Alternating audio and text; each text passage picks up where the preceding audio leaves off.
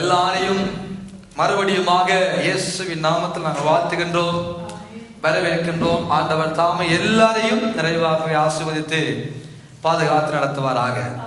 ஆமென். இன்றைக்கு அன்பான தேவனுடைய பிள்ளைகளே, ஆண்டவர் நம்முடைய திருச்சபைக்கு கொடுத்ததான வாக்கு தத்தத்தை நாங்கள் தியானிக்கிற ஒரு ஆராதனையாக, ஒரு நாளாக இந்த நாளை ஆண்டவர் நமக்கு ஏற்படுத்தி இருக்கிறார்.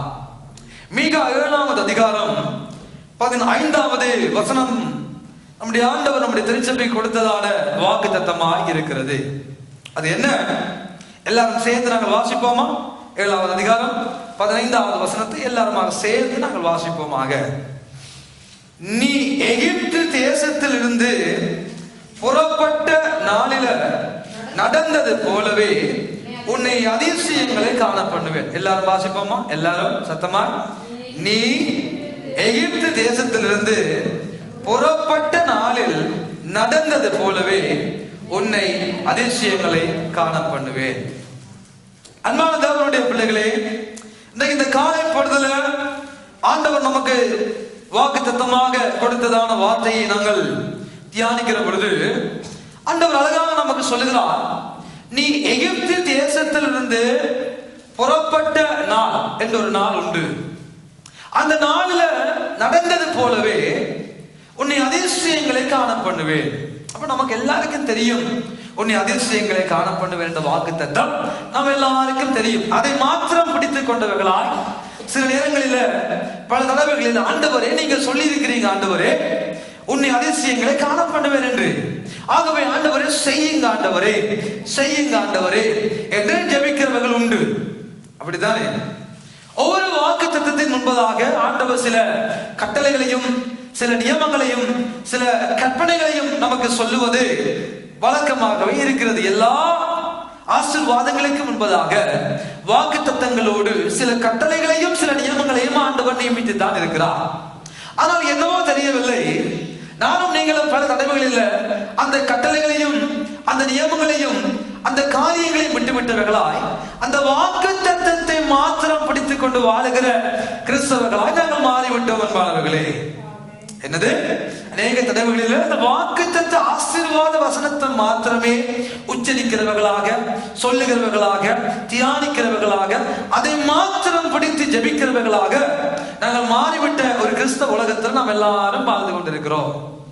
அந்த ஆண்டவர் இந்த வார்த்தையை சொல்லுகிற பொழுது, நீ எகிப்து தேசத்திலிருந்து புறப்பட்ட நாளில நடந்தது போலவே என்பதை நாம் சற்று தியானிக்க வேண்டிய ஒரு கணப்பொழுது, ஒரு நாளில நாங்கள் வந்திருக்கிறோம். அப்படியானால் எகிப்து என்பது எதனை குறித்து நிற்கிறது? அந்த எகிப்துல இருந்து ஆண்டவரை புறப்பட சொன்னார். அவர்கள் புறப்பட்ட அந்த நாளில அற்புதங்களை ஆண்டவர் செய்திருந்தாலும் அந்த அற்புதங்களை அந்த ஆண்டவர் அவர்களுடைய வாழ்க்கையில செய்வதற்கு அவர்கள் செய்ததான விளைக்கிரியம் என்ன? ஆண்டவர் தன்னுடைய ஜனங்கள் மத்தியில அதிசயங்களை காண பண்ணுவதற்கு, அற்புதங்களை காண பண்ணுவதற்கு அவர்கள் என்ன செய்தார்கள் என்பதையும் நாங்கள் இன்றைக்கு பார்க்க வேண்டும். என்பாளர்களே, அதிசயங்களை காண பண்ணுவர் என்பவர் உன்னதமானவர், பயங்கரமானவர், வாக்கு தத்தம் உள்ளவர், நல்லதுதான். ஆனால் அதே வாக்கு தத்தத்துக்குள்ளே நீ எகிப்திலிருந்து புறப்பட்ட நாள் என்பதை நாங்கள் பார்த்து அதற்குள்ளே சென்று சில காரியங்களை நாங்கள் இன்றைக்கு கற்றுக்கொள்ள கர்த்தருடைய ஆவியானவர் நம் அனைவருக்கும் ஒரு அனுக்கிரகத்தை ஏற்படுத்துவாராக. அன்பானவர்களே, நமக்கு தெரியும் 430 ஆண்டுகளாக தேவனுடைய ஜனங்கள் எகிப்திலே வாழ்ந்து கொண்டிருக்கிறார்கள். ஆளோட்டிகளின் நிமித்தம் அவர்கள் இடுகிற கூக்குரலை ஆண்டவர் கேட்டார் என்று வேதம் சொல்லுகிறது. அவர்கள் நெருக்கத்தை ஆண்டவர் பார்த்தார், அவர்கள் கூப்பிடுதலை ஆண்டவர் கேட்டார், அவர்களுக்கு ஆண்டவர் மனமிறங்கி காரியங்களை செய்யும்படியாக கடந்து வந்தார் என்று சொல்லி வேதம் நமக்கு தெளிவாக சொல்லுகிறது. அப்படியானால் எகிப்து, கானான், அதுக்கு இடைப்பட்ட 40 ஆண்டுகால வாழ்க்கையை முழு வேதாகமத்தினுடைய சுருக்கமாக நாங்கள் பார்ப்போமானால், எகிப்து என்பது ஒரு பாவத்தின் அடிமைத்தனமான ஒரு வாழ்க்கை. ஏனென்றால் தேவனுடைய பிள்ளைகள் எகிப்திலே அடிமைத்தன வாழ்க்கைக்குள்ள இருந்தபடியினால் இன்றைய ஆவிக்குரிய கிறிஸ்தவர்களாகிய நமக்கு எகிப்து என்பது ஒரு அடிமைத்தன வாழ்க்கைக்கு உட்பட்டதான ஒரு காலம். அப்படியானால் ரட்சிக்கப்பட முன்பதாக, நாங்கள் ஆண்டவராகிய இயேசு கிறிஸ்துவிடம் பெற முன்பதாக இருந்ததான ஒரு காலமாக பழைய ஏற்பாடு நமக்கு ஒரு சிம்பாலாக, ஒரு அடையாளமாக நமக்கு அது காண்பித்துக் கொடுக்கிறது. இன்றைக்கு டைபாலஜி அல்லது ஒரு சிம்பாலிக்காக நாம் பார்க்க வேண்டுமானால், பல கதாபாத்திரங்கள், பல நபர்கள் இயேசு கிறிஸ்துவுக்கு அடையாளமாக, முன் அடையாளமாக, ஒரு டைப்பாக, ஒரு மாதிரியாக, ஒரு சிம்போலாக வழிபட்டார்கள். நம்ம ஆபேலை பார்க்கிற பொழுது இயேசுவின் அடையாளமாய் வழிபட்டார். ஆதாமை பார்க்கிற பொழுது முதலாம் ஆதாமாகிய ஆதாம் மண்ணிலிருந்து உருவாக்கப்பட்டான். ஆனால் இரண்டாம் ஆதாமாகிய ஆண்டவர் வானத்திலிருந்து வெளிப்பட்டார் என்று ஆதாமை குறித்து பேசப்படுகிறது. ஆபேலை குறித்து பேசப்படுகிறது. நோவாவை அடையாளப்படுத்தி பேசலாம். யோசேப்பை அடையாளப்படுத்தி பேசப்படுகிறது. நோவாவுடைய பேரை அடையாளப்படுத்தி பேசப்படுகிறது. இப்படி பல அடையாளங்களை வேதாகமம் நமக்கு காண்பித்து கொடுத்திருந்தாலும் அன்பானவர்களே, இந்த எகிப்து என்பது ஒரு பாவத்தின் அடிமைத்தனமாக, ஒரு ரட்சிக்கப்படும் என்பதாக இருக்கின்ற வாழ்க்கைக்கு ஒரு அடையாளமாக இந்த எகிப்து காண்பிக்கப்படுகிறது. அப்படியானால் கானான் தேசமாகிய பாலும் தேசம் ஓடுகிற ஏத்தியர், எபூசியர் போன்றவர்கள் வாழ்ந்ததான தேசமாகிய அந்த பாலும் தேசம் ஓடுகிற கானான் சொல்லப்படுகிற தேசம் பரம கானானுக்கு ஒப்பிட்டு பேசப்படுகிறது. என்ன, எதற்கு பேசப்படுகிறது?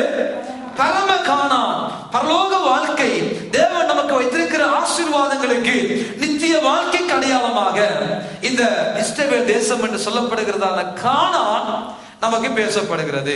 அப்படியானால் இந்த முழு வேதாகமத்திலும் பழைய ஏற்பாடு கூறுகிற செய்தி என்ன? எகிப்திலிருந்து புறப்பட்டு இஸ்ரவேலுக்கு போகிறதான அந்த சம்பவம், இந்த உலகத்துல பாவம் என்னும் எகிப்திலிருந்து விடுதலையாக்கப்பட்டு 40 வருட வனாந்தர வாழ்க்கையாகிய கிறிஸ்தவ வாழ்க்கைக்குள்ள நடத்தப்பட்டு நித்திய வாழ்க்கைக்குள்ள செல்லுகின்றதான ஒரு காரியத்தின் சுருக்கத்தை வேதம் நமக்கு காண்பித்து கொடுக்கிறது. அதை முதலாவது நான் ஞாபகத்தை வைத்துக் கொள்ள வேண்டும்.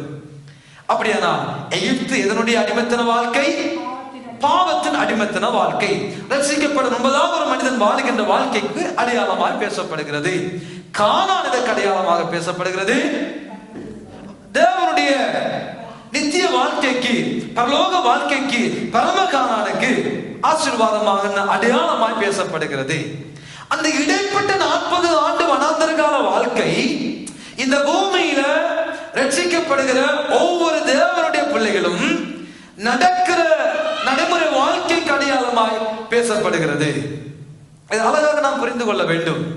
இது பவுலடியாரும் 1 கொரிந்தியரிலே தன்னுடைய முதலாவது நிருபத்திலே அவர் அழகாக எழுதி கொண்டே போனார். அன்பானவர்களே, அதை வாசித்து நீங்கள் வீட்டில் சென்று வாசித்து பாருங்கள்.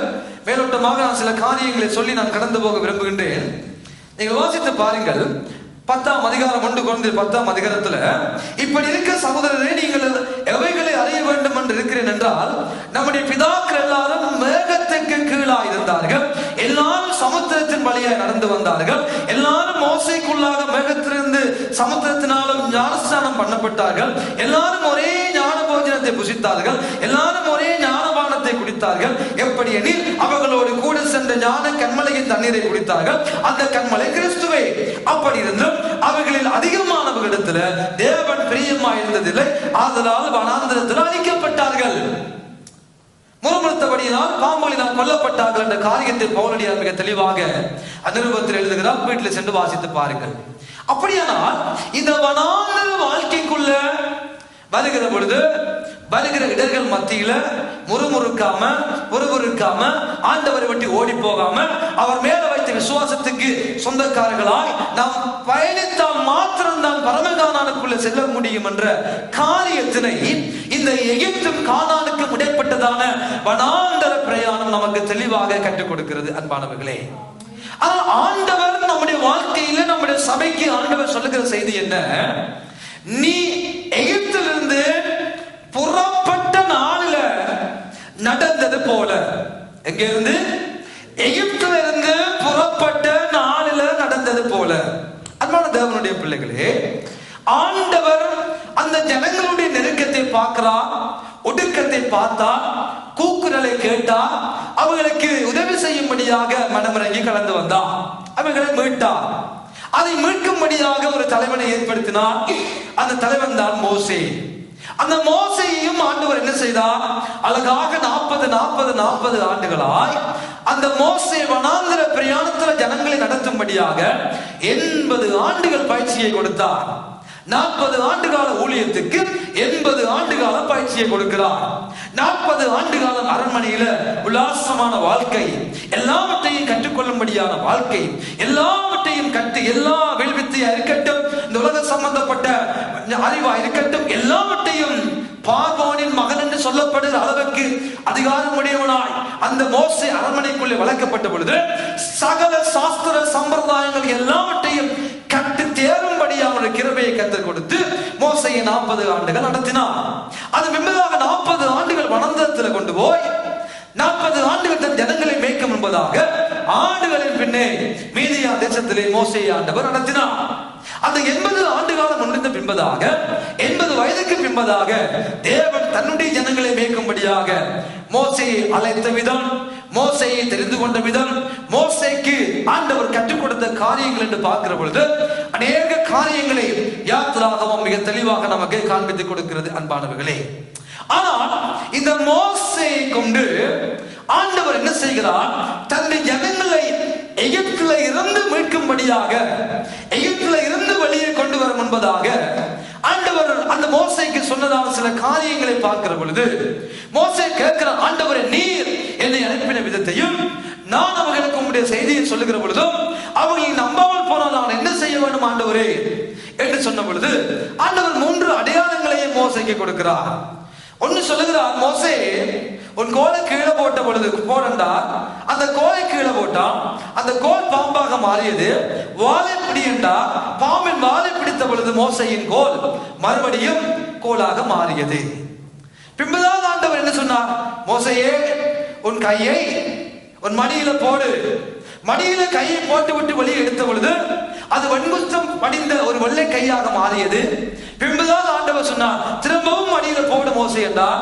மோசே திரும்பவும் மடியில போட்டு அந்த கையை வெளியில எடுத்த பொழுது அது மறுபடியும் சாதாரண கையை போல் மாறியது. 3வது அடையாளமாய் மோசேக்கு ஆண்டவர் சொன்னார், நீ சமுத்திரத்தின் தண்ணீரை மண்டு தரையில அதை உமிழ்ந்து விடு, தரையில கொட்டு. அப்படி செய்த பொழுது சமுத்திரத்துல கொண்டு தரையிலே ஊட்டியதான தண்ணீர் இரத்தமாக மாறியது. இப்படி 3 அடையாளங்களை மோசேக்கு ஆண்டவர் கொடுத்து, நான் தான் மோசேயை அனுப்புகிறேன் எகிப்துக்கு என்று தெளிவாய் திட்டமாய் ஆண்டவர் மிக துல்லியமாக தன்னுடைய காரியத்தை மோசேக்கு சொல்லி மோசேயை அனுப்புகிற விதத்தை யாத்ராகமம் நமக்கு காண்பித்துக் கொடுக்கிறது. எல்லாவற்றையும் பெற்றுக்கொண்டு மீதியா தேசத்தில் இருந்ததான மோசே தன் மாமனிடம் போய் உத்தரவு பெற்றுக் கொண்டவனாய் அவன், நான் போயிட்டு வருகிறேன், என் ஜனங்களை பார்த்து விட்டு வருகிறேன் என்று சொன்ன பொழுது மாமன் சொல்லுகிறார், சரி மோசே நீ போயிட்டு வா என்று சொன்ன பொழுது மோசே தன் மனைவியையும் பிள்ளைகளையும் கூட்டிக் கொண்டு அவர் கடந்து போகிறதான காட்சியை வேதம் நமக்கு தெளிவாக எழுதி வைத்துள்ளது அன்பானவர்களே. ஆனால் இன்றைக்கு நாம் பார்க்க போகிற காட்சி, இன்றைக்கு நாம் பார்க்க போகிற செய்தியின் காரியம், ஆண்டவர் அவர்கள் வாழ்க்கையில அற்புதங்களை செய்வதற்கு அந்த ஜனங்கள் செய்ததான காரியம், அந்த ஜனங்கள் அந்த அற்புதத்தை பெற்றுக் கொள்வதற்கு அவர்கள் என்ன விலைக்கிரயத்தை கொடுத்தார்கள் என்று பார்க்கிற பொழுது யாத்ராக புத்தகத்துக்குள்ளே நீங்கள் கடந்து வந்து 4வது அதிகாரத்திலே நீங்கள் திருப்பி கொண்ட புகழாய் 4வது அதிகாரம் 28வது வசனத்திலிருந்து சில வசனங்களை வாசிக்க கேட்போம். 28வது வசனத்திலிருந்து 31வது வசனம் வரைக்கும் வாசியுங்கள். அப்பொழுது மோசே தன்னை அனுப்பின கர்த்தருடைய சகல வார்த்தைகளையும் அவர் தனக்கு கட்டளையிட்ட சகல அடையாளங்களையும் ஆரோனுக்கு தெரிவித்தார். மோசேயும் ஆரோனும் போய் இஸ்ரவேல் புத்திரன் மூப்பர் எல்லாரையும் கூடி வர செய்தார்கள். எல்லா மூப்பரையும் கூடி வர செய்தார்கள். கர்த்தர் மோசேக்கு சொல்லிய சகல வார்த்தைகளையும் ஆரோன் சொல்லி ஜனங்களின் கண்களுக்கு முன்பாக அந்த அடையாளங்களை செய்தான். ஜனங்கள் விசுவாசித்தார்கள். கர்த்தர் இஸ்ரவேல் புத்திரரை சந்தித்தார் என்றும் அவர்கள் படும் உபத்திரவங்களை கண்ணோக்கி பார்த்தார் என்றும் அவர்கள் கேட்டபோது தலை குனிந்து தொழுது கொண்டார்கள். தலை குனிந்து தொழுது கொண்டார்கள். இந்த காரியத்தை பார்க்கிற பொழுது அன்பானவர்களே, மோசேயும் ஆரோனும் புறப்பட்டு சென்று அங்கே இருந்த மூப்பர்களை அழைப்பித்து அந்த மூப்பர்களுக்கு ஆண்டவர் சொன்னதான சகல வார்த்தைகளையும் என்ன செய்கிறார்கள்? சொன்னார்கள். ஆண்டவர் அடையாளங்களாய் இவர்களுக்கு செய்வேன் என்று சொன்னதான அற்புதங்களையும் அடையாளங்களையும் இந்த மோசே ஆரோன் மூலமாக அந்த மூப்பர்கள் மத்தியில, அந்த ஜனங்கள் மத்தியில மோசேயும் ஆரோனும் செய்தார்கள். செய்த பொழுது என் வேதம் சொல்லுகிறது, ஜனங்கள் விசுவாசித்தார்கள். அந்த ஜனங்கள் அதை கேட்ட பொழுது தலை குனிந்து தொழுது கொண்டார்கள். ஆண்டவர் சொல்லுகிறார், எகிப்து தேசத்திலிருந்து புறப்பட்ட நாளில நடந்தது போல, எகிப்து தேசத்திலிருந்து புறப்பட்ட நாளில நடந்தது போல நான் உன்னை அதிசயங்களை காண பண்ணுவேன். ஆண்டவர் இன்றைக்கும் அதே வல்லமை பொருந்தினவராய், அதே அற்புதங்களை செய்கிற ஒரு ஆண்டவராய், அதே அடையாளங்களை செய்கிற ஒரு வல்லமை உள்ள தேவனாய் இன்றைக்கும் நம்முடைய ஆண்டவர் மாறாதவராய் இருக்கிறார். ஆண்டவர் ஒரு நாளும் மாறுகிற ஒரு ஆண்டவர் அல்ல. அவர் பொய் சொல்லுகிற ஒரு கடவுள் அல்ல. அவர் மனம் மாறுகிற ஒரு கடவுள் அல்ல. அவர் சொல்லியும் செய்யாதிருக்கிற ஒரு கடவுள் அல்லவே அல்ல. அவருடைய வல்லமைகள் எனக்கு அன்பான தேவனுடைய பிள்ளைகளே, அது குறைவுபடவில்லை. அவை குறைவில்லாத சர்வ வல்லமையுள்ள ஆண்டவர் இன்றைக்கு நம்முடைய வாழ்க்கையில விரும்புகிற முதலாவது காரியம் என்ன? அவர்கள் அதை பார்த்த பொழுது, அந்த வார்த்தையை கேட்ட பொழுது அந்த ஜனங்கள் விசுவாசித்தார்கள். அந்த ஜனங்கள் விசுவாசித்தபடியினால் அவர்கள் தேவனுடைய மகிமையை தங்கள் வாழ்க்கையில கண்டார்கள். அவர்களுக்கு ஆண்டவருடைய வார்த்தை இந்த மோசையின் மூலமாக புறப்பட்டு வருகிற பொழுது, ஜனங்கள் மத்தியில் அந்த வார்த்தை வந்த பொழுது அவர்கள் என்ன செய்தார்கள்? என் வேதம் சொல்லுகிறது, அவர்கள் கேட்ட பொழுது தலை குனிந்து தொழுது கொண்டார்கள். தலை குனிந்து தொழுது கொண்டார்கள். இன்றைக்கு அருமையான தேவனுடைய பிள்ளைகளே, அற்புதங்கள், அடையாளங்கள், அதிசயங்கள் எல்லாம் எங்கே இருக்கிறது? கடவுளுடைய வார்த்தைக்கு உள்ளேதான் சகலமும் இருக்கிறது. சகலமும் ஆண்டோட வார்த்தைக்குள்ளே இருக்கிறது. சகலமும், சகல வல்லமைகளும், சகல அற்புதங்களும், சகல அடையாளங்களும் கடவுளுடைய வார்த்தைக்கு உள்ளே அத்தனையும் நிறைவாய் இருக்கிறது.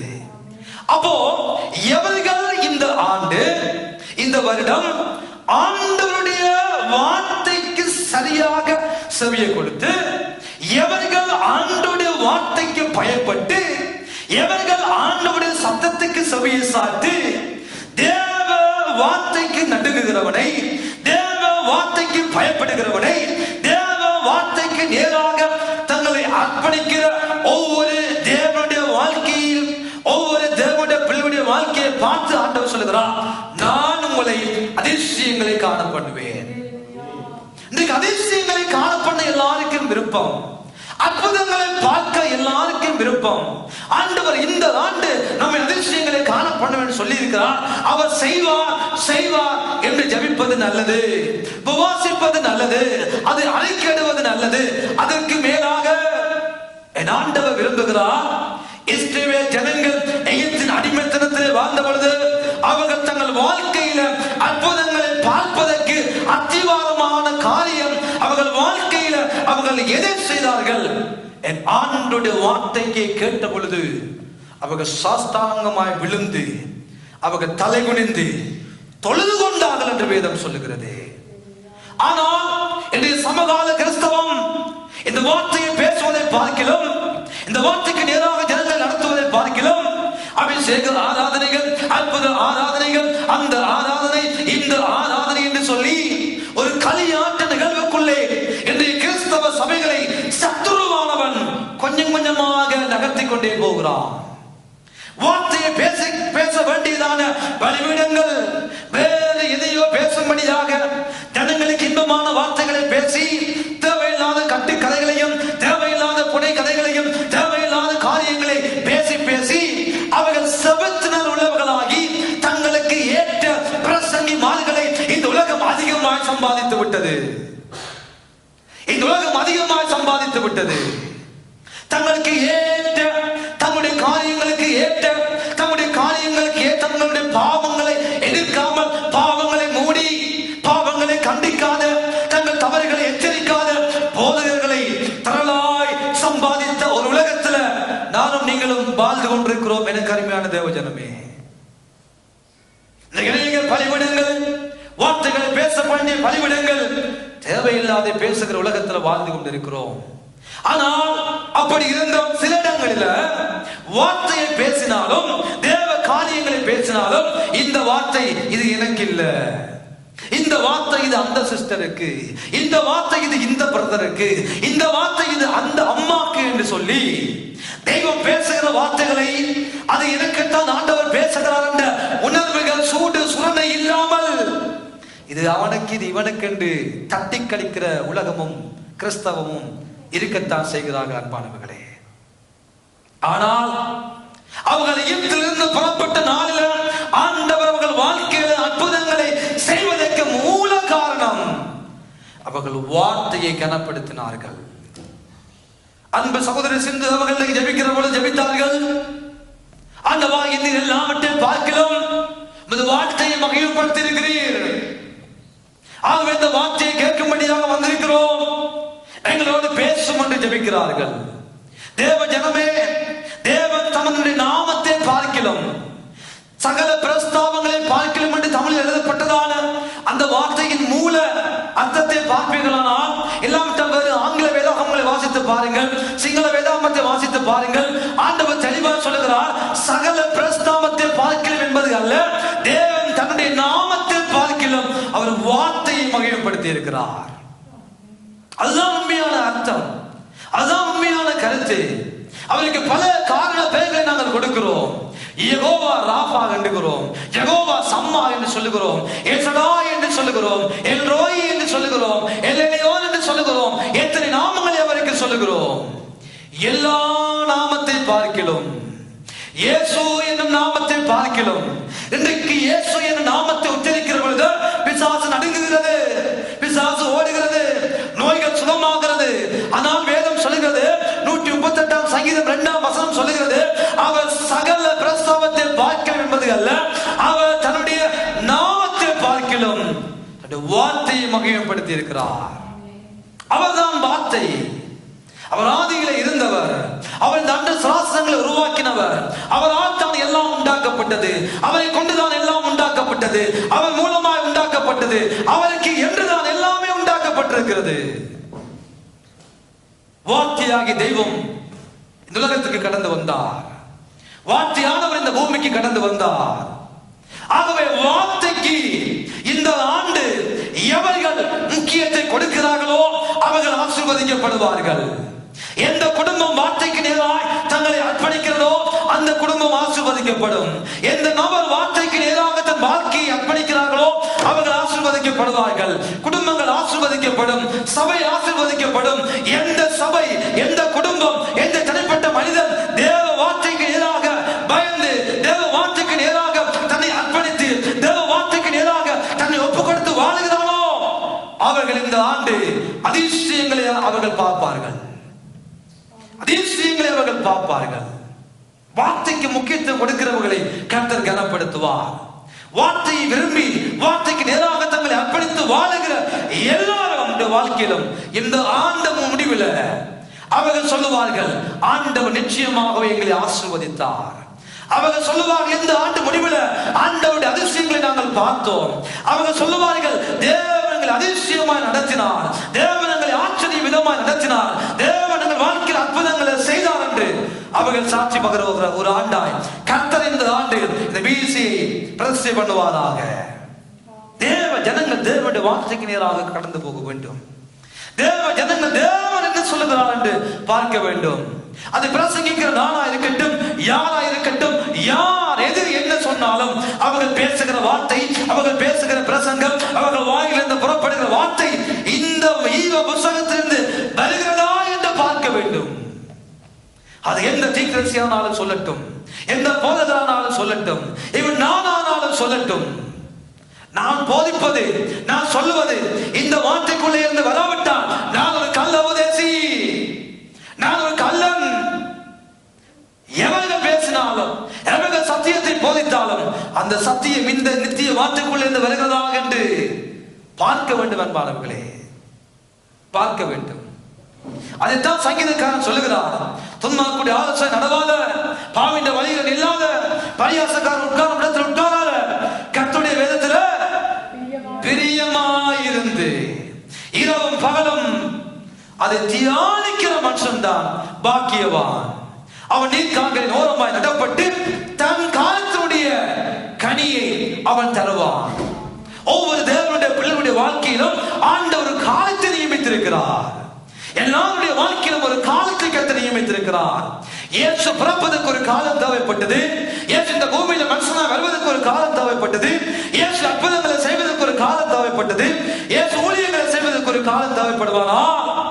எங்கள் வாழ்க்கையிலும் எங்கள் கனிகள் வெளிப்பட ஒரு காலத்தை கர்த்தர் தீர்மானித்திருக்கிறார். அவர்தான் காலங்களையும் சமயங்களையும் ஏற்படுத்துகிற ஒரு கடவுள். நம்முடைய காலத்துல நாம் நல்ல கனிகளை கொடுக்க வேண்டுமானால் என் ஆண்டவர் சொல்லுகிறார், தியானி பைபிள, இந்த பைபிளை வாசி, இந்த பைபிளை நேசி, இந்த பைபிளை யோசி. நேசி, வாசி, யோசி. நேசியுங்கள், வாசியுங்கள், தியானியுங்கள். இதுதான் நம்மை நடத்தும் என்பார்களே, இதுதான் நம்மை நடத்தும், இதுதான் நன்மைகளை கொண்டு வரும், இதுதான் ஆசீர்வாதங்களை கொண்டு வரும், இதுதான் உயர்வுகளை கொண்டு வரும். இஸ்ரவேல் ஜனங்கள் விசுவாசித்தார்கள்.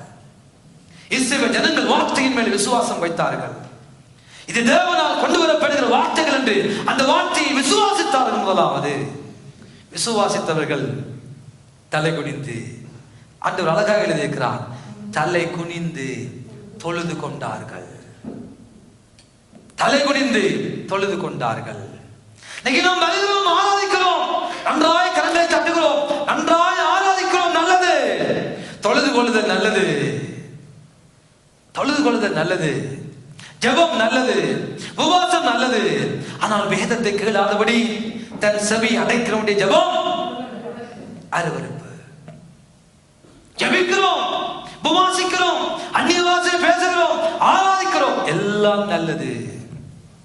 ஆனால் இந்த வார்த்தையை கேளாதபடி நம்முடைய செவியை அடைத்து விட்டு நம்ம செய்கிற ஆராதனைகளா இருக்கட்டும், ஜெபங்களா இருக்கட்டும், விண்ணப்பங்களா இருக்கட்டும், சோத்திர பலிகளா இருக்கட்டும், துதி பலிகளா இருக்கட்டும், எதுவா இருந்தாலும் ஆண்டவர் சொல்லுகிறார், நீ வேதத்தை கேளாம இருக்கிற, நான் பேசுவதை கேட்க உனக்கு விருப்பம் இல்லை, நான் சொல்லுவதை கேட்டு அதன்படி வாழ உனக்கு விருப்பம் இல்லை, என் வார்த்தையை நேசிக்க உனக்கு விருப்பம் இல்லை, என் வார்த்தையை வாசிக்க உனக்கு விருப்பம் இல்லை, என் வார்த்தையை யோசிக்க உனக்கு விருப்பம் இல்லை, தியானிக்க விருப்பம் இல்லை, எனக்கே முக்கியத்துவம் நீ கொடுக்காம நீ என்னதான் கத்தினாலும், என்னதான் ஜபித்தாலும், என்னதான் துதித்தாலும், என்னதான் ஆராய்த்தாலும் அருவருப்பு என்று ஆண்டவர் சொல்லுகிறார். அருவருக்கிறார் ஆண்டவர், அருவருக்கிறார். தேவ ஜனமே, இந்த ஆண்டவர் நமக்கு சொல்லுகிறார், அதிசயங்களை காண பண்ணுவேன். ஆண்டவருடைய அதிசயங்களை பார்க்க ஆசைப்படுகிற நானும் நீங்களும் எங்கள் வாழ்க்கையில வார்த்தையாகிய தேவனுக்கு முக்கியத்துவம் கொடுக்க பழகிக் கொள்ள வேண்டும். வார்த்தையாகிய தேவனை நேசிக்க, அவருடைய வார்த்தைகளை வாசிக்க, அதை தியானிக்கிற பிள்ளைகளாய் நாம் மாற வேண்டும் என்பானவர்களே, நாங்கள் வாழ வேண்டும். அதைத்தான் 1 தீமோத்தேயு 3:16-17 பவுலடியார் எழுதுகிறார், வேத வாக்கியம் எல்லாம் தேவனுடைய ஆவியினால் அருளப்பட்டிருக்கிறது. தேவனுடைய மனுஷன் தேறினவனாகவும் எந்த நல்ல கிரியையும் செய்ய, அதாவது தேவ மனுஷன் தேறினவனா இருக்கணும். இரண்டாவது, எந்த நல்ல கிரியையும் செய்ய தகுதியுள்ளவனாய் இருக்கும்படிக்கு அவருடைய வார்த்தை போதிக்குது, பிரசங்கிக்குது, கடிந்து கொள்ளுது, நீதியை படிப்பிக்குது, எவ்வளவு காரியங்களை செய்யுது. நான் தேவனுடைய வார்த்தைக்கு முக்கியத்துவம் கொடுத்தா தானே அது நம்ம படிப்பிக்க. தேவனுடைய வார்த்தைக்கு நாம் இடம் கொடுத்தால் தானே அந்த வார்த்தை நம்மோடு பேசும். தேவ வார்த்தைக்கு இடம் கொடுத்தால் தானே அந்த வார்த்தை நம்ம கண்டிக்கும், அந்த வார்த்தை நம்ம எச்சரிக்கும். நீ போறது போல, நீ செய்யறது போல, நீ நடக்கிற பாதை சரியில்லை, நீ பேசுகிற பேச்சு சரியில்லை என்று தேவ வார்த்தை நம்மோடு சொல்ல வேண்டுமானா நம்ம வாசிக்க வேண்டுமே, நம்ம விசுவாசிக்க வேண்டுமே. இது கர்த்தருடைய வார்த்தை. கர்த்தர் நம்மோடு பேசுகிறார். நாம் தேறினவனாய் உலகத்துல வாழ, நான் என்ன நல்ல கிரியை செய்ய தகுதியுள்ளவனா இந்த பூமியில் இருக்க வேண்டுமானால் என் வாழ்க்கையில வேதமல்லவோ தேவை, என் வாழ்க்கைக்கு சத்தியம் அல்லவோ தேவை, என் வார்த்தைக்கு தேவனுடைய நித்திய வார்த்தை அல்லவோ தேவை. அந்த வார்த்தை இல்லாம நம்ம தேர்ந்த நிலைமைக்குள்ள போகவே முடியாது. நம்ம எந்த நல்ல கிரியையும் செய்ய தகுதியுள்ளவனாக மாட்டாது, எதுவும் மாட்டாது. மாற்றக்கூடியது, தேர்ந்த நிலைமைக்குள்ள கொண்டு போகக்கூடியது கடவுளுடைய வார்த்தை. கடவுளுடைய வார்த்தை. கடவுள் மேல அவர்கள் விசுவாசம் வைத்தார்கள். மோசே ஆண்டவர் தனக்கு சொன்ன எல்லாவற்றையும் கொண்டு வந்து ஜனங்களோடு பேசுகிற பொழுது ஜனங்கள் மோசையின் மேல நம்பிக்கை வைக்கல, மோசையிலிருந்து வாயிலிருந்து புறப்பட்ட வார்த்தையை விசுவாசித்தார்கள்.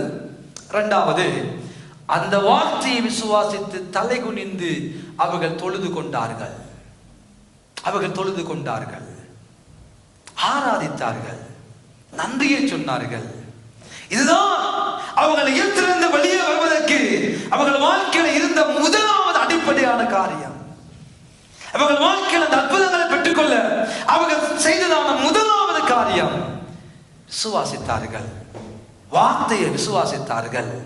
இரண்டாவது, தொழுது கொண்டார்கள். இது ரெண்டும் இல்லாவிட்டாலும் நம்முடைய வாழ்க்கையில அற்புதங்களையும் அதிசயங்களையும் காண முடியாது. அந்த ஆண்டவர் சொன்னவர் தானே உன்னை அதிசயங்களை காண பண்ணுவேன் என்று. அதை மாத்திரம் பிடிச்சுக் கொண்டு எங்க ஆண்டவர் அதிசயத்தை காணல. முதலாம் மாதம் முடிஞ்சது, ஒன்றையும் காணல. இரண்டாம் மாசம் முடிஞ்சது, ஒன்றையும் காணல. ஆண்டவர் காரணம் அல்லவே அல்ல. ஆண்டவர் காரணம் அல்ல. அதிசயங்களை நம்முடைய வாழ்க்கையில செய்யக்கூடாத ஒரு பாரபட்சம் உள்ள கடவுள் அவர் அல்ல. யாக்கோபு 1:17 சொல்லுகிறது, நன்மையான எந்த ஈவுகளும் பூரணமான எந்த வரமும் பலத்திலிருந்து உண்டாகி சோதிகளின் பிதாவிடத்தில் நிறைய வருகிறது. அவரிடத்துல யாதொரு மாறுதலும், அவரிடத்துல யாதொரு வேற்றுமையின் நிழல் கூட இல்லாத ஒரு கடவுளப்பா நானும் நீங்களும் ஆராதிக்கிற ஆண்டவர். ஒருவனை ஒரு மாதிரி, இன்னும் ஒருவனை இன்னும் ஒரு மாதிரி பார்க்கிற ஒரு கடவுள் அவர் அல்ல. அவரை அப்பா பிதாவை என்று அழைக்கிற புத்திர சுவிகாரத்தினுடைய ஆவியை நம் அனைவருக்கும் கொடுத்திருக்கிறார். அவருடைய ஆவியை பெற்ற நானும் நீங்களும் என்ன செய்தோம் என்பதுதான், செய்கிறோம் என்பதுதான் நாங்கள் கேட்டு பார்க்க வேண்டிய முதலாவது கேள்வி. இன்னைக்கு 2-3 நாள் ஓடிவிட்டது இந்த வருடம் பிறந்து. எத்தனை பேர் பைபிளை வாசித்தோம் இந்த 3 நாளும்? எத்தனை பேர் ஜெபம் பண்ணினோம்? எத்தனை பேர் தேவனுடைய வார்த்தையை தியானித்தோம், நேசித்தோம், வாசித்தோம், யோசித்தோம்? உங்களே நீங்கள் கேட்டு பாருங்கள். பிஸியாகி விட்டோம், பயங்கர பிஸி ஆகிட்டோம் எல்லாரும். வேல் ஒரு பக்கம், குடும்ப பிரச்சனைகள், சமூகத்தால வார பிரச்சனைகள், காலநிலையா வார பிரச்சனைகள், வீடுகளில் குடும்ப ஜெபம் இல்ல, பைபிள் வாசிக்க நேரம் இல்ல, வேதத்தை நேசிக்க நேரம் இல்லை நமக்கு. அப்ப எப்படி ஆண்டவர் அற்புதங்களை காண பண்ணுவா? வாக்குத்தத்தம் நல்லதுதான், வாக்குத்தத்தம் உரைத்தவர் உண்மையுள்ளவர் தான், அவர் மாற மாட்டார். அப்ப எங்க வாழ்க்கையில மாற்றம் இல்ல, பிரச்சனை அவர் இல்ல, பிரச்சனை நம் எங்கட வாழ்க்கை. வாலிப பிள்ளைகளே, உங்கள் வாழ்க்கையில இந்த ஆண்டு தேவ வார்த்தைக்கு முக்கியத்துவம் கொடுங்க, அவரை தொலைது கொள்வதற்கு முக்கியத்துவம் கொடுங்க. உங்கள் வாழ்க்கையில அதிசயங்களை காண பண்ணுவேன் என்றவர் உயிரோடு இருக்கிறார். அவர் உயிருள்ள அற்புதங்களை செய்ய கடந்து வருவார். அவர் உயிருள்ளவராக உங்கள் வாழ்க்கையில உலாவிட கடந்து வருவார். உங்கள் குடும்பத்துக்குள் உலாவிட கடந்து வருவார். இதுவரைக்கும் சோம்பேறிகளாய் வாழ்ந்தது போதும். வாலிபர்கள் எழும்புங்க, அம்மா வாங்க, அப்பா வாங்க, ஜெபிப்போம், வாங்க ஜெபிப்போம், வாங்க பைபிளை வாசிப்போம், குடும்பமா சேர்ந்து அதிகாரத்தை தியானிப்போம், வாங்க. ஆனா காலம் மாறிவிட்டது. எத்தனை தடவைகள் அம்மா பெற்றோர்மா கூப்பிட்டாலும் பிள்ளைகளை பிடிக்க முடியுதில்லை. பிஸி, படிப்புல பிஸி, ஸ்ட்ரெஸ், படிப்புல ஸ்ட்ரெஸ், வேலையில ஸ்ட்ரெஸ், வழியில ஸ்ட்ரெஸ், இதையே சொல்லி சொல்லி ஸ்ட்ரெஸ் நம்முடைய வாழ்க்கை போய்கொண்டிருக்குது. அந்த ஸ்ட்ரெஸ்க்குள்ள மத்தியில வாலிபர்கள் எழும்புங்க. வீடுகள்ல, உங்க வீடுகள்ல வீட்டு கூட்டங்களை ஆரம்பிங்க. உங்களுக்கு ஜெபிக்க தெரியும், வாசிக்க தெரியும், துதிக்க தெரியும், ஆராதிக்க தெரியும். கூப்பிடுங்க, வாங்க ஜெபிப்போம். நிக்கு கூப்பிடுங்க, அம்மா அப்பா வாங்க ஜெபிப்போம். அதை செய்ய பழகுங்க. அதை செய்கிற ஒரு ஆண்டாக இந்த ஆண்டு நீங்க தீர்மானிச்சு பாருங்க. தலைகுனிந்து தொழுகுதல் உங்கள் வீட்டுக்குள்ள ஆரம்பிக்கட்டும். உங்கள் தனிப்பட்ட வாழ்க்கைக்குள்ள ஆரம்பிக்கட்டும். தேவனை நேசிக்கிற நேசம் உங்கள் தனிப்பட்ட வாழ்க்கையில் தொடங்கட்டும். அதுக்கு தான் ஒவ்வொரு வருஷமும் டைரிகளை கொடுக்கிறோம். ஏன் தருகிறோம்? வாசிப்பதை எழுதுங்க. என்ன வாசித்தனா, அந்த வாசித்த பகுதியில் ஆண்டவர் என்னோடு எதை பேசுகிறார், எதை நான் கற்றுக்கொண்டேன், அது எப்படி மற்றவர்களுக்கு நாம் வியாக்கியானம் பண்ண வேண்டும் சொல்லிக் கொடுத்திருக்கிறோம். எல்லாம் தம்பி அஜனுக்கு சொல்லிக் கொடுங்க. இப்படித்தான் ஒரு சம்பவத்தை வாசிப்பது, ஒரு அதிகாரத்தை வாசிக்க வேண்டும். வாசித்த என்பதாக ஆண்டவரை என்னோடு பேசும் அவருடைய உதவியை நாட வேண்டும். நாடுகிற பொழுது தெய்வம் வார்த்தைகள் மூலம் பேசுவார். பேசுகிற வார்த்தை அந்த முதலாம் தேதி எழுதுங்க. எவ்வளவு அதிகாரம் வாசித்தேன், எவ்வளவு நேரம் ஜெபித்தேன், அதன் மூலமாக ஆண்டவர் என்ன பேசினார், அதை எழுதுகிற ஒரு பழக்கத்தை உங்கள் வாழ்க்கைக்குள்ள கொண்டு வாருங்கள். எத்தனை SMS எழுதுகிறோம் எத்தனை அவர்களுக்கு, அத்தனையும் வேஸ்ட், அத்தனையும் வேஸ்ட். அவன் அவனுக்கு நாளைக்கு ஒரு வாழ்க்கை வருகிற பொழுது, அவன் அவனுக்கு நாளைக்கு ஒரு வாழ்க்கை தேடி வருகிற பொழுது உங்களை மறந்து விடுவார்கள். இன்றைக்கு நண்பர்களாய், சிநேகிதர்களா, உறவுகளாய், உற்றா உறவினர்களாய் அவங்களோடு நெருங்கி வாழ்கிறவர்கள், நாளைக்கு உங்கள் தேவை அவர்கள் வாழ்க்கையில் இல்லாமல் முடிந்துவிடும். இன்றைக்கு அவர்களுக்கு யாரும் இல்லை, இன்றைக்கு அவர்களுக்கு உறவுகள் இல்லை, இன்றைக்கு அவர்களுக்கு நேசிக்க யாரும் இல்லை. ஆகவே உங்களோடு நன்றாக இருக்கிறார்கள், உங்களோட தொலைபேசி மூலமாக பேசுகிறார்கள், உங்களோட நேரங்களை செலவிடுகிறார்கள். நாளைக்கு உங்களை பார்க்க ஒரு முக்கியத்துவம் அவர்கள் வாழ்க்கையில் வருகிற பொழுது உங்களுக்குரிய முக்கியத்துவம் இல்லாமல் போய்விடும். இது மாயையான உலகம், போலியான உலகம். உங்கள் நேரங்கள் பிரயோஜனம் உள்ளவர்களுக்காக செலவிடுகிற ஒரு ஆண்டாக கர்த்தர் இந்த ஆண்டு உங்களை நடத்துவாராக. உங்கள் மூலமாக உங்கள் வீடுகளுக்குள்ளே ஒரு மாற்றம் உண்டாகட்டும். உங்கள் மூலமாக சபைக்குள்ள ஒரு மாற்றம் உண்டாகட்டும். ஆவியில் நிறைந்து ஆராதிக்கிற வாலிப சேனையை எங்கள் கண்கள் பார்க்கட்டும். இந்த சபையில ஏதோ வருமான வந்தம் போனோம் சடங்காச்சாரமான ஆராதனைகளை, சடங்காச்சாரமான காரியங்களை செய்யும்படியாக அழைக்கப்பட்ட பிள்ளைகள் நாம் அல்ல. இந்த 2026ஆம் ஆண்டு ஆண்டவர் அதிசயங்களை எங்கள் வாழ்க்கையில, எங்கள் குடும்பத்துல, எங்கள் சபையில செய்ய வேண்டுமானால் அதுக்கு நாம் விளக்கரையும் செலுத்த வேண்டும். கோதுமை மணியானது சாக வேண்டும். அது சாகாவிட்டால் தனித்திருக்கும். அது செத்ததாக அநேகருக்கு பலனை கொடுக்கும் என்று வேதம் சொல்லுகிறது. அநேகருக்கு பலனை கொடுக்கும்படியாக அழைக்கப்பட்டிருக்கிறோம். குடும்பத்துக்கு ஆசீர்வாதமாய், உறவுகளுக்கு ஆசீர்வாதமாய், சபைக்கு ஆசீர்வாதமாய், சமூகத்துக்கு ஆசீர்வாதமாய் வாழும்படியாக வல்லவோ அழைக்கப்பட்டீர்கள். அழைக்கப்பட்டீர்கள். ஆனால் என்ன செய்து கொண்டிருக்கிறோம்? அந்த ஜனங்கள் வார்த்தையை விசுவாசித்தார்கள். அந்த ஜனங்கள் வார்த்தையை கேட்ட பொழுது தலை குனிந்து தொழுது கொண்டார்கள் என்று வேதம் சொல்லுகிறது. இதுதான் முதலாவது காரியம். இதுதான் முதலாவது காரியம். இரண்டாவதாக யாத்ராகமம் புத்தகம் 12வது அதிகாரத்தை வாசித்து பாருங்கள். 12வது அதிகாரம் 28வது வசனத்தை வாசித்து பாருங்கள். அவர்கள் என்ன செய்தார்கள் என்று சொல்லி நாங்கள் பார்ப்போம்.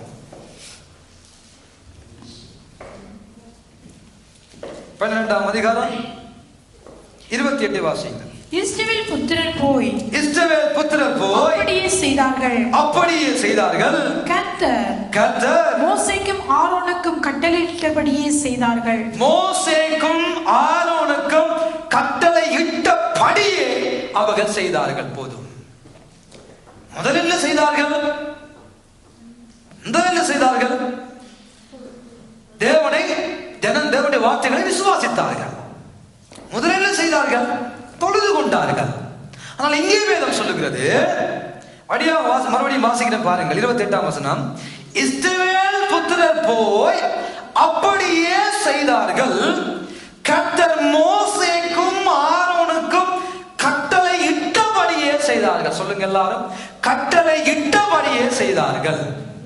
சொல்லுங்க எல்லாரும், சொல்லுங்க கட்டளை இட்டபடியே செய்தார்கள். இதுதான் இரண்டாவது காரியம். என்ன கட்டளை இட்டார்கள், என்ன செய்தார்கள் என்று வாசித்து பார்ப்பீர்களானால், ஆண்டவர் தன்னுடைய ஜனங்களை எகிப்திலிருந்து வெளியே கொண்டு வரும் என்பதாக இஸ்ரவேல் தேசத்தில் இருந்த 10 பெரிதான சாமிகளை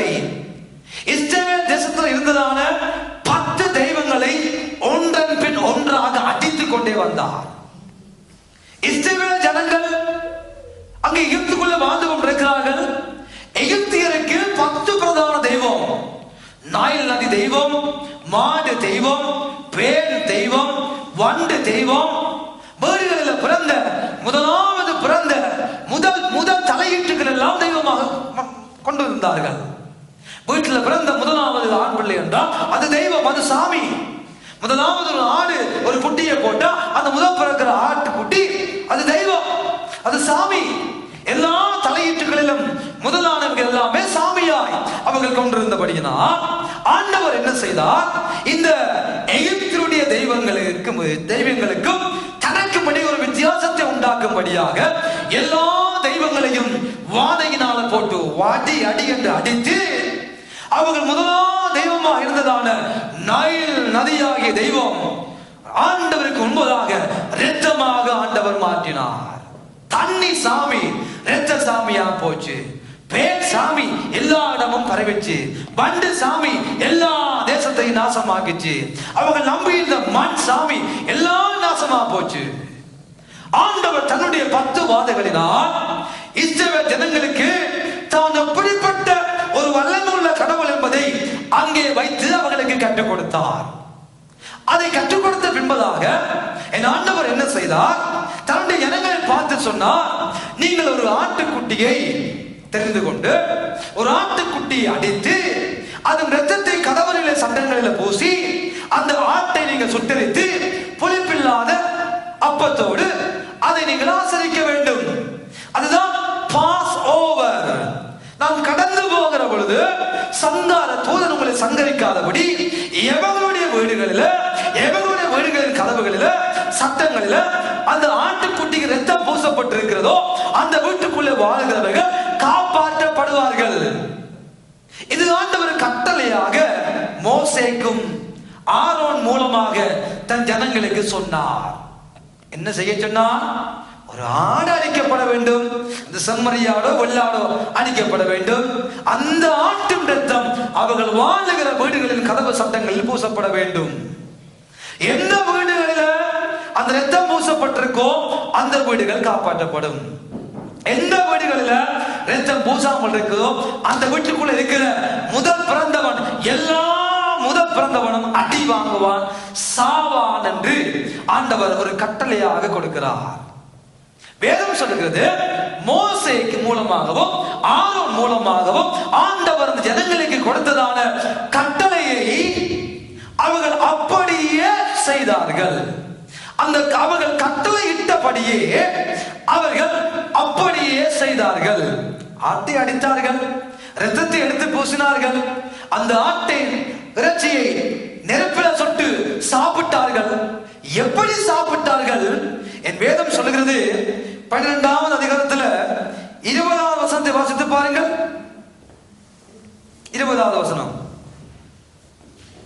19-20 வாசியுங்கள். 19-20 வாசியுங்கள். 19-20 7 நாளளவும் உங்கள் வீடுகளில் புளித்தமா காணப்படலாகாது. எவனாகிலும் புளிப்பிடப்பட்டதை புசித்தால் அவன் பரதேசியானாலும் சுதேசியானாலும் அந்த ஆத்துமா இஸ்ரவேல் சபையில் இராமல் அறுப்புண்டு போவான். புளிப்பிடப்பட்ட யாதொன்றையும் நீங்கள் புசிக்க வேண்டாம். உங்கள் வாசஸ்தலங்களில் எல்லாம் புளிப்பில்லாத அப்பம் புசிக்க கடவீர்கள் என்று சொல் என்றார். புளிக்கப்பட்ட யாதொன்றையும் இந்த ஆட்டு இறைச்சியோடு சேர்க்க கூடாது என்றதுல தெய்வம் குறிக்கோளாக இருந்தார். எதை சேர்க்க கூடாது? புளிப்பில்லாத அப்பம் மட்டும்தான் சாப்பிட வேண்டும். வைத்து முதல் நாள் புளிந்து வைத்ததான பிசைந்து வைத்ததான அந்த புளிச்ச மாவை கொண்டு வந்து இந்த ஆட்டு இறைச்சியோட சேர்த்து போடாத ஆண்டவர் சொல்லுகிறார். சேர்த்துறாத என்று சொல்லு மோசே, தெளிவா சொல்லுங்க, ஜனங்களுக்கு தெளிவா சொல்லு. புளிச்ச சாமான கொண்டு வந்து புளிச்ச பொருட்களை கொண்டு வந்து ஆட்டுக்குட்டியாகிய அந்த ஆட்டு இறைச்சியோட சேர்த்துடக்கூடாது. புளிப்பு வந்து விடக்கூடாது. இதுதான் ஆண்டவர் சொன்னார். ஆட்டை அடிக்க சொன்னார், இரத்தத்தை பூச சொன்னார். ஆனால் அந்த ஆடு சுட்டரிக்கப்பட்டு அது சாப்பிடுகிற பொழுது அந்த ஆட்டோடு புளிக்கப்பட்ட எதுவும் சேர்ந்து காணப்படக்கூடாது, சேர்ந்து புசிக்க கூடாது. இதுதான் ஆண்டவர் சொன்னதான கட்டளை. அப்போ இன்றைக்கு ஆண்டவர் நமக்கு என்ன சொல்ல வருகிறார்? 1 கொரிந்தியர் 5வது அதிகாரத்துக்குள்ளே வாருங்கள். 1 கொரிந்தியர் 5வது அதிகாரம் 7வது 8வது வசனங்களை வாசியுங்கள். 1 கொரிந்தியர் 5வது அதிகாரம் 7வது 8 வாசியுங்கள். ஆகையால் நீங்கள் புளிப்பில்லாதவர்களாய் இருக்கிறபடியே, நீங்கள் புளிப்பு இல்லாதவர்களாய் இருக்கிறபடியே, புதிதாய் பிசைந்த மாவாய் இருக்கும்படிக்கு, பழைய புளித்த மாவை புறம்பே கழித்து போடுங்கள். ஏனென்றால் நம்முடைய பாஸ்காவாகிய கிறிஸ்து நமக்காய் பலியிடப்பட்டிருக்கிறார். எனக்காக அவர் பலியாக்கப்பட்டிருக்கிறார். ஆதலால் பழைய புளித்த மாவோடே அல்ல, துர்க்குணம் பொல்லாப்பு என்னும் புளித்த மாவோடும் அல்ல, துப்புரவு உண்மை என்னும் புளிப்பில்லாத அப்பத்தோடே பண்டிகையை ஆசரிக்க கடவோம். ஆண்டவர் இந்த காலை பொழுது நம்முடைய சபைக்கு சொல்லுகிற செய்தி என்ன? நாங்கள் தேவனுடைய ஆட்டுக்குட்டியானவர், இந்த உலகத்தில் பாவத்தை சுமந்து தீர்க்கிற தேவ ஆட்டுக்குட்டியாக வெளிப்பட்ட ஆண்டவராக இயேசுவுக்கு சொந்தக்காரர்களாய், அவருடைய பிள்ளைகளாய் மாற்றப்பட்டு அவரை தொழுது கொள்ளும்படியான சலாக்கியத்தை பெற்றுக் கொண்டவர்களாய், அவருடைய அப்பத்திலும் பாரத்திலும் பங்கெடுத்து இந்த உலகத்தில் வாழுகிறோம் என்பது உண்மைதான். அவருடைய இரத்தத்தின் மூலமாக நானும் நீங்களும் ரட்சிக்கப்பட்டோம். அவருடைய இரத்தம் சிந்துதல் நமக்கு ரட்சிப்பை உண்டாக்கியது, நமக்கு மீட்பை உண்டாக்கியது. நம்முடைய பாவங்கள் எல்லாம் இயேசு கிறிஸ்துவின் இரத்தத்தினால கழுவப்பட்டது என்பது நமக்கு தெரியும், உண்மைதான். ஆனால் 2026ஆம் ஆண்டு பிசிக்கு ஆண்டவர் சொல்லுகிற காரியம் என்ன?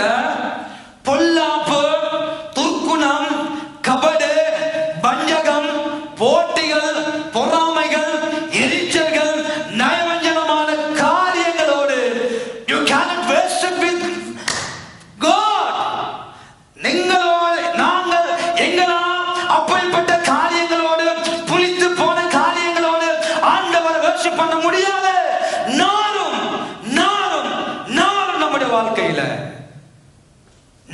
நம்முடைய வாழ்க்கையில ஓ ஹalleluya, கடகட படபட சோத்திரம்.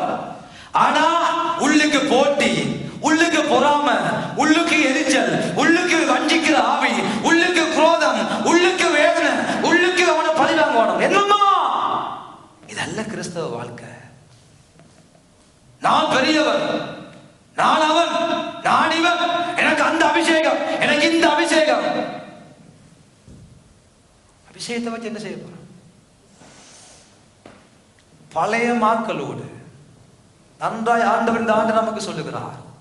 பழைய மாவோடு, பழைய புளித்த மாவோடு, பழைய புளித்த ரட்சிக்கப்படும் முன்பதாக எகிப்துக்குள்ள வாழ்ந்த காலத்துல இருக்கிற தீய சுபாவங்கள், கெட்ட சிந்தனைகள், கேடுகட்ட எண்ணங்களோடு தேவ சமூகத்தில் ஆராதிக்கிற ஆராதனையை என் ஆண்டவர் அங்கீகரிக்க மாட்டார். அன்றைக்கு ஒரு வேளை எகிப்துல வாழ்ந்தவர்கள் கொஞ்சம் புளிச்ச மாவை கொண்டு வந்து ஒரு ரொட்டியை சுட்டு, ஒரு ரொட்டியை பிரட்டி, ஒரு ரொட்டியை போட்டு சுட்டு, அதோட ஆட்டுக்குட்டியானவராகிய இயேசுவாகிய அந்த பஸ்கா ஆட்டு இறைச்சிய சாப்பிட்டு இருந்தா அன்றைக்கு அவன் செத்து போயிருப்பான். அன்றைக்கு அவன் குடும்பத்துல மரண சத்தங்கள் கேட்டிருக்கும். அன்றைக்கு அந்த குடும்பம் நாசமா போயிருக்கும். அன்றைக்கு அந்த குடும்பம் இல்லாமல் போயிருக்கும். ஆனால் ஆனால் ஆனால் அவர்கள் தீர்மானித்தார்கள். 7 நாள் அளவு என் வீட்டுக்குள்ள ஒரு புளித்தமா வந்து விடக்கூடாது. என் வீட்டுக்குள்ள, என் வாழ்க்கைக்குள்ள, என் குடும்பத்துக்குள்ள ஒரு புளிச்சமா வந்து விடக்கூடாது. வந்தா மரணம், வந்தா சங்கார தூதன் வீட்டுக்குள்ள புகுந்து விடுவான், வந்தா கொலை விழும், வந்தா மரண ஓலம் கேட்கும், வந்தா அந்த வீடு நிம்மதி இழந்து விடும், வந்தா அந்த வீடு சமாதானத்தை இழந்து விடும், வந்தா அந்த குடும்பம் ரட்சிப்பு இழந்து விடும்.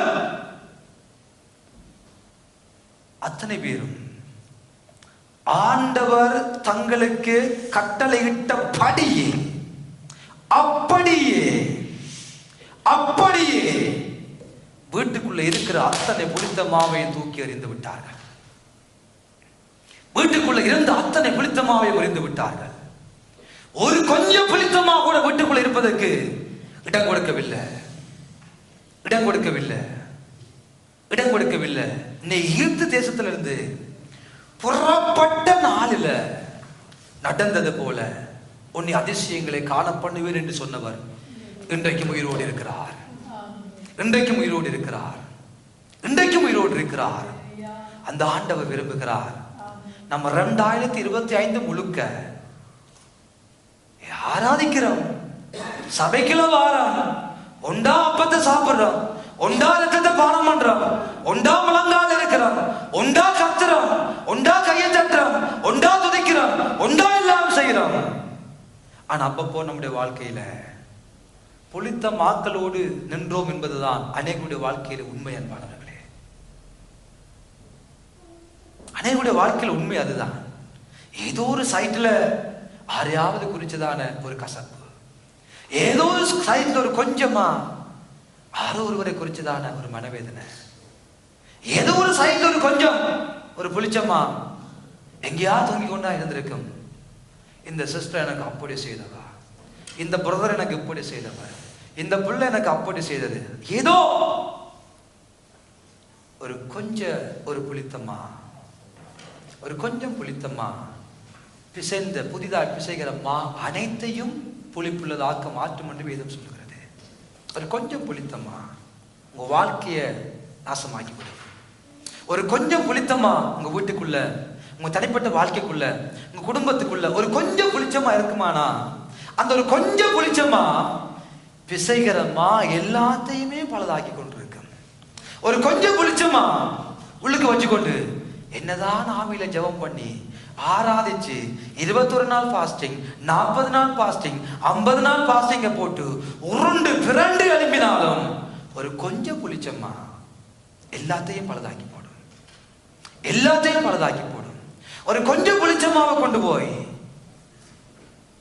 அந்த ஆட்டுக்குட்டின்ற இறைச்சியோட அதை சுட்டு அந்த ஆட்டு இறைச்சியோட சாப்பிட்டா நம்முடைய வாழ்க்கை நாசமா தான் போகும். ஆடு நல்லது, இறைச்சி நல்லது, எல்லாம் வெளியிலெல்லாம் சட்டங்கள் பூசப்பட்ட ஒரு வாழ்க்கை, நான் ரட்சிக்கப்பட்டவன் ஒரு வாழ்க்கை, நான் ஆவிக்குரியவன் ஒரு வாழ்க்கை, நான் பெரிய அபிஷேகம் பண்ணப்பட்டவன் ஒரு வாழ்க்கை, நான் ரட்சிக்கப்பட்டு 40 வருஷம் ஒரு வாழ்க்கை. ஆனா ஒரு கொஞ்சம் புளிச்சம்மா வீட்டுக்குள்ள வந்துட்டா அவருடைய அதிசயங்களை நம்மளால பார்க்க முடியாது. அவருடைய அற்புதங்களை எங்களை கண்களால பார்க்க முடியாது. அவர் எங்கள் மேல் வைத்திருக்கிற கிருபையான ஈவுகளை பெற்றுக்கொண்டு அவர் நம்மை நடத்த முடியாது.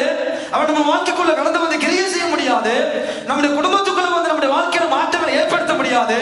நம்ம சபைக்குள்ள கடந்து வந்து தேவன் கிரியை செய்வதற்கு ஒரு கொஞ்சம் புளிச்சம்மா தடையாக மாறிவிடும் அன்பானவர்களே. தடையாக மாறிவிடும் அன்பானவர்களே. வார்த்தையை விசுவாசித்தார்கள், வார்த்தையை அப்படியே விசுவாசித்தார்கள், தலைவனின்று தொழுது கொண்டார்கள். வாழ்க்கைக்குள்ள இருந்துதான எல்லா புளித்த மாக்களையும் தூக்கி எறிந்தார்கள். எல்லாம் தூக்கி எறிந்தார்கள்.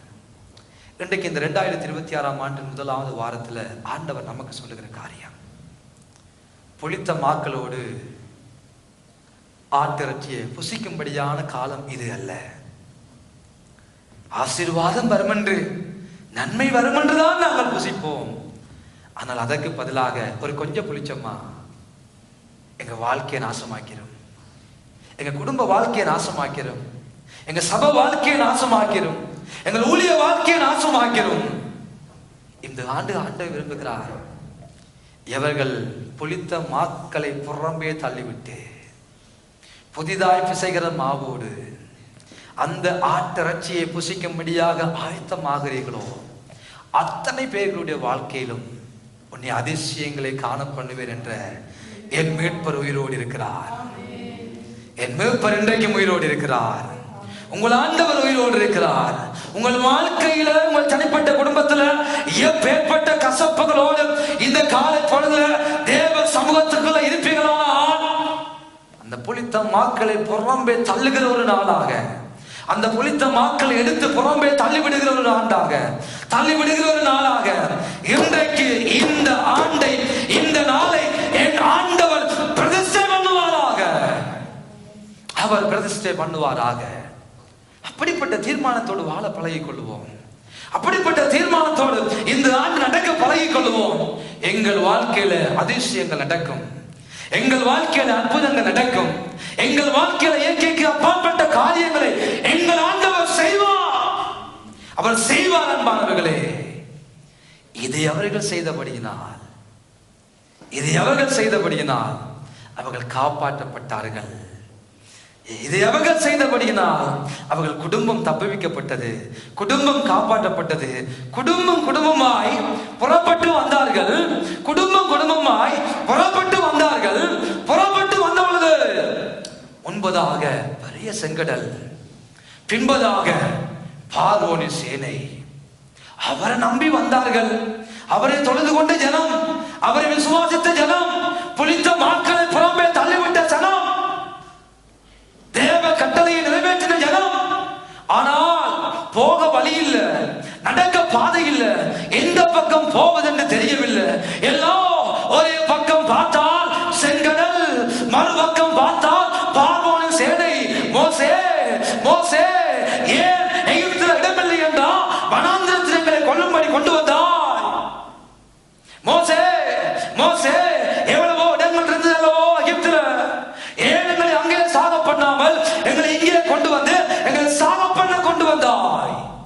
ஜனங்கள் மோசையை பார்த்து கேட்ட கேள்வி, ஏன் வழி தெரியவில்லை, எங்கே ஓடுவதென்று தெரியவில்லை. ஆண்டவரை விசுவாசித்த ஜனம், ஆண்டவருடைய வார்த்தையை தொழுது கொண்ட ஜனம், ஆண்டவரை தொழுது கொண்ட ஜனம், வார்த்தைக்கு கீழ்ப்படிந்த ஜனம். ஆனால் வழி தெரியவில்லை, வழி தெரியவில்லை, வழி தெரியவில்லை. எல்லா பக்கமும் இருண்டு விட்டது, எல்லா பக்கமும் அடைபட்டு விட்டது. ஆண்டவர் சொன்னார், இன்று காணுகிற எகிப்தியரை நீ இனி ஒருபோதும் காண மாட்டாய், ஒருபோதும் காண மாட்டாய். இதுதான் உன் வாழ்க்கையில நீ பார்க்கிற கடைசி சந்தர்ப்பம். இதுதான் எகிப்தியரையும் பார்வோனையும் அவன் சேனையையும் பார்க்கிற கடைசி சந்தர்ப்பம். இன்று காண்கிற எகிப்தியனை நீ ஒருபோதும் காண மாட்டாய் என்று சொன்ன ஆண்டவர் மோசேக்கு சொன்னார். யாத்ராகம் 14ஆம் அதிகாரம், அதையும் வாசித்து முடித்து விடுவோம். வாசியுங்கள். 14ஆம் அதிகாரம் 19, 20 வாசியுங்கள். 14ஆம் அதிகாரம் 19, 20 வசனங்கள். அப்பொழுது இஸ்ரவேலின் சேனைக்கு முன்னால் நடந்த, இஸ்ரவேலின் சேனைகளுக்கு முன்பாக நடந்த தேவதூதனானவர் விலகி அவர்களுக்கு பின்னாக நடந்தார். அவர்களுக்கு பின்னாக நடந்தார். அவர்களுக்கு முன் இருந்த மேகஸ்தம்பம், அவர்களுக்கு முன் இருந்த மேகஸ்தம்பம் விலகி அவர்கள் பின்னே நின்றது. அவர்கள் பின்னே நின்றது. அது எகிப்தியரின் சேனையையும், அது எகிப்தியரின் சேனையும், இஸ்ரவேலின் சேனையையும், இஸ்ரவேலரின் சேனையும் இரா முழுவதும் ஒன்றோடு சேராத, இரா முழுவதும் ஒன்றோடு ஒன்று சேராதபடி அவைகள் நடுவே வந்தது. அவர்கள் நடுவில் வந்தது. எகிப்தியருக்கு அது மேகமும், அது மேகமும் அந்தகாரமாய் இருந்தது. இஸ்ரவேலருக்கோ அது இரவை வெளிச்சமாக மாற்றியது. கரங்களை தட்டி தேவ நாமத்தை மகிழ்ப்படுத்துங்கள். இரவை வெளிச்சமாக மாற்றியது. இஸ்ரவேலருக்கு முன்னே நடந்த தேவ தூதனானவராகிய இயேசு என்பவர் அவர்களை விட்டு விலகி அவர்களுக்கு பின்பதாக கடந்து வருகிறார். முன்னே சென்ற மேக ஸ்தம்பமும் அக்கினி ஸ்தம்பமும் விலகி பின்பதாக வருகிறது. எகிப்தியருக்கு அது அந்தகாரம், எகிப்தியருக்கு அது இருள், எகிப்தியருக்கு அது காரிருள், எகிப்தியருக்கு அது திகழ். ஆனால் அவருடைய பிள்ளைகளுக்கு அது வெளிச்சமாய் மாறியது, அது வெளிச்சமாய் மாறியது. எவர்கள் தேவனுடைய வார்த்தைக்கு, அவருடைய கட்டளைக்கு தங்களை ஒப்புக் கொடுக்கிறார்களோ, வார்த்தையாகி தெய்வம் எல்லாருடைய வாழ்க்கையிலும் வெளிச்சமாய் கடந்து வருவார். நீதியின் சூரியனாக தெய்வம் ஒளிமயமாய் இந்த உலகத்துக்கு கடந்து வந்தவர், ஒளியாக இந்த பூமிக்கு கடந்து வந்தவர் எங்கள் வாழ்க்கையில ஒளியாய் நம்முடைய வாழ்க்கையில கடந்து வருவார், வெளிச்சமாய் நம்முடைய வாழ்க்கையில கடந்து வருவார். அது எகிப்துக்கு அது இருள், எகிப்தியருக்கு அது பயத்தை உண்டாக்குகிற காரிருள் அவருடைய பிள்ளைகளாகிய நமக்கு அது வெளிச்சம், அது வெளிச்சம், அது வெளிச்சம். உன்னை அதிசயங்களை காண பண்ணுவேன் என்று ஆண்டவர் இந்த ஆண்டு நமக்கு வாக்கு கொடுத்திருக்கிறார். அதிசயங்களை கண்கள் பார்க்க வேண்டுமானால் செய்ய வேண்டிய 3 காரியங்களை தெய்வம் நம்மோடு பேசினார். ஒன்று, அவருடைய வார்த்தையின் மேல விசுவாசம். இரண்டாவது, அவரை தலை குனிந்து தொழுது கொள்ளுகிறதான அன்றாட கிறிஸ்தவ வாழ்க்கையின் நடைமுறையில் இருக்க வேண்டிய சிறப்பான அம்சம். மூன்றாவது, எப்பேற்பட்ட புளித்த மாக்கள் நம்மோடு ஒட்டிக்கொண்டிருக்குமானால் இன்றைக்கு உதறி தள்ளுகிற நாளாக மாறட்டும். உதறி தள்ளுகிற பொழுது நம்முடைய ஆண்டவர் செங்கடைகளை பிளப்பார்.